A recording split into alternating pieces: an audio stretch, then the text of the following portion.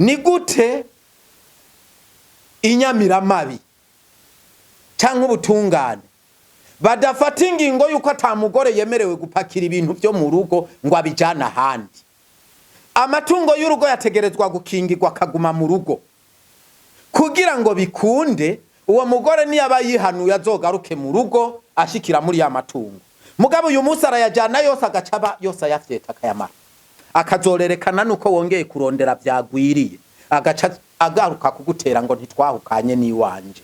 Ari naco gituma hari abagabo bariko barasazira mu kurondera amatungo, abagore nabo bariko baratungira mu kugaruka gusahura amatungo.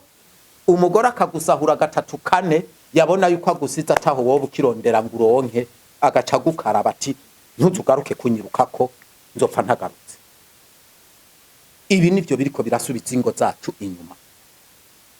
Uyu munsi umugore barazi neza ko abagabo itegeko ritatwemerera kuzana umugore mu gihe utaragira divorce n'ubundi officiel.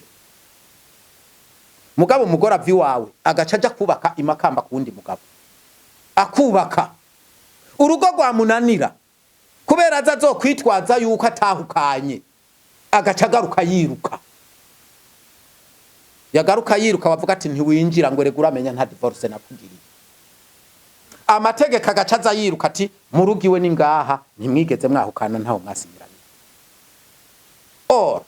Mu rugo iyo yagiye biramunaniye, abonye birutwa nuko agaruka, agaca agaruka yiruka iwawe, akama bigira gutyo. Mbega umugabo n'igiti ku buryo wewe igihe umugore yagenda umugabo nawe atari guca yinjiza umugore. Nitura abantu.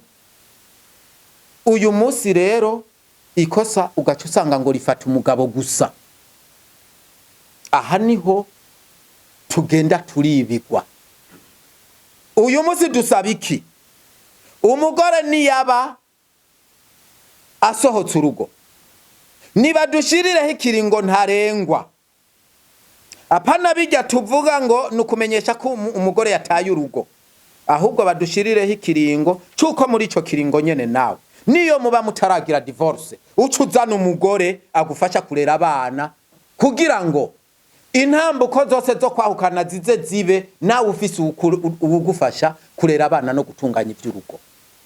Gutyo bizotuma babagore baduhanisha ngo nzogumiyo ngo ndazi ko atazozana umugore, bizotuma badaturugo nkuko biri. Kuko uko biri uyu munsi ni ibintu byo kudukomesha. Mbega bazodukomesha kugeza ryari?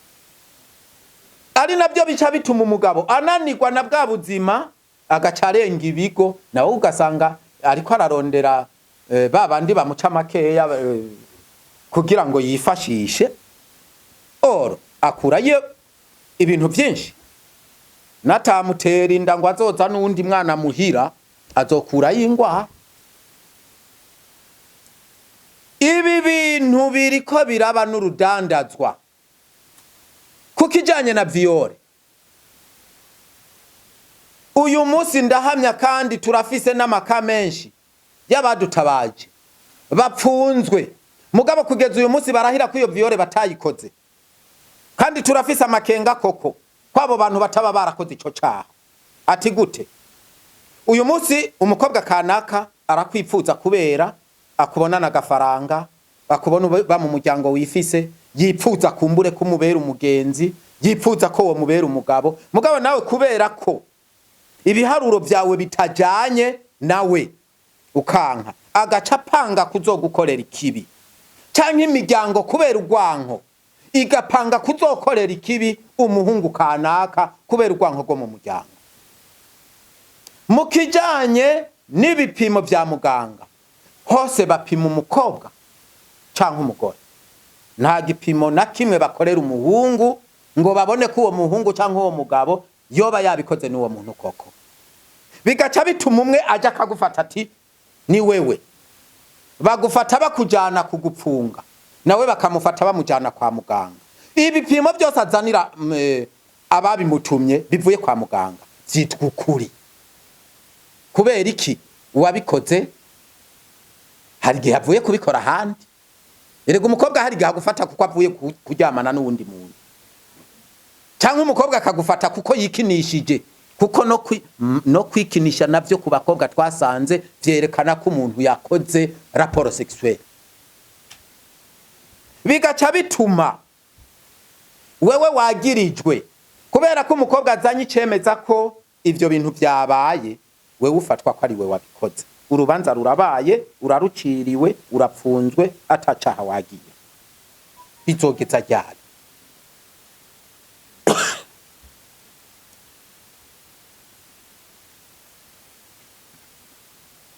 Ni nayo ntambamyi turiko turabamwo, aho dusanga abakobwa benshi kugira ngo bagukure ko amafaranga, ubu n'imiryango ibijamwo ngo urazanaya n'utazanaya, duca dusaba ugende gupfungwa.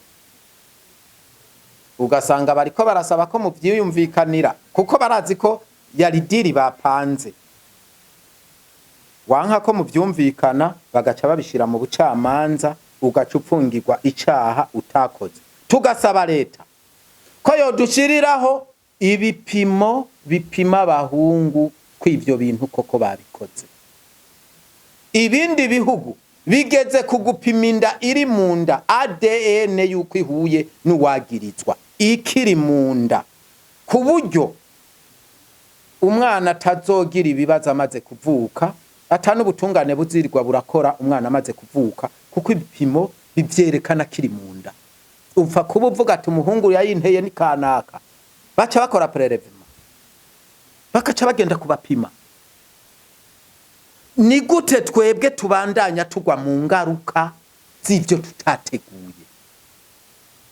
Ivyo bizofasha ko abakobwa n'abagore bagira mission ku muntu bigabanuka, kuko azoba zibazoca babapima, azi ko bitabaye ntazirirwa ari yararaza, azohora. Mugabo uyu munsi babifashe nk'idiri, bari kwidiri n'urudandazwa ruriko rurakogwa. Bahungu, ndasaba ko mwiyubara. Igihe cyose iki gipimo kitaraboneka, mumenye ko muriko murazira ubusa. Ndasaba ko mwiyubara, mumenye ko muriko murazira ubusa, kuko abateguye ivyo barabitegura bakabishira no mu ngiro. Mumbabarire, abahungu turabana beza.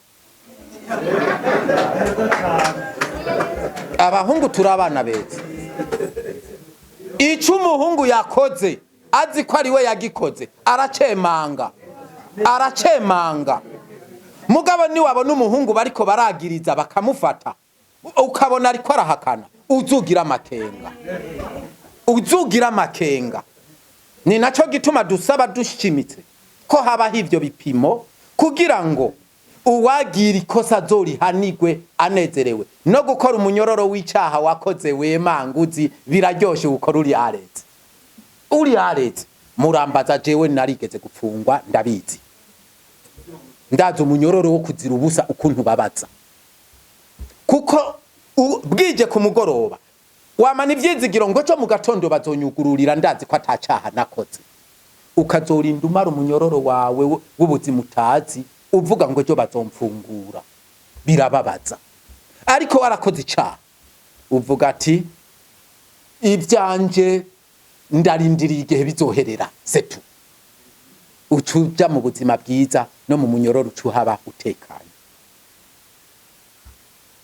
Hari ibijanye n'abatware mu gukinga ibi vy'amabi.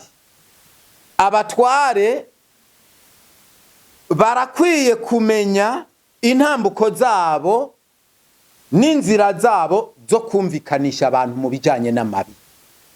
Ati kubera iki? Uyu munsi usanga abajejwe kugwanya amabi hariya ku mitumba aribo bazi nyuma y'amabi mu kuyashigikira.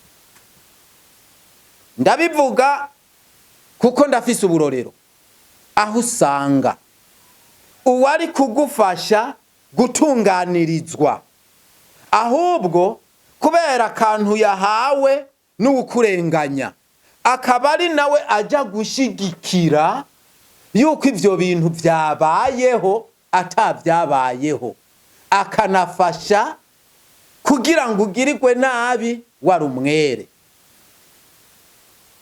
Ni nabo bari gufata intumbero ya mbere yo kugira ngo uwuhohoterwa akingigwe. Uyu munsi uzawumva ngo mu rugo kwa kanaka haraye intambara, mugabo wagenda kubaza umutware akakubwira ngo birabaraba. Ese uwo ariko arafasha? Ni gute rero bazofasha? Ni waba ushaka ko igihugu gitera imbere, wa mutware we domakuru toke hakiri kare. Ni yaba ari umugabo ageramiwe, domakuru toke ati turabizi. Nimwaba mwarabumvikanishije bikanka, ibishikiriza babatwara hejuru bafashe. Kuko twamaze kubona mu batwara ubwabo nabo harimwo abagobizo baragiye, ugasanga umutware yarigaruriye umugore wawe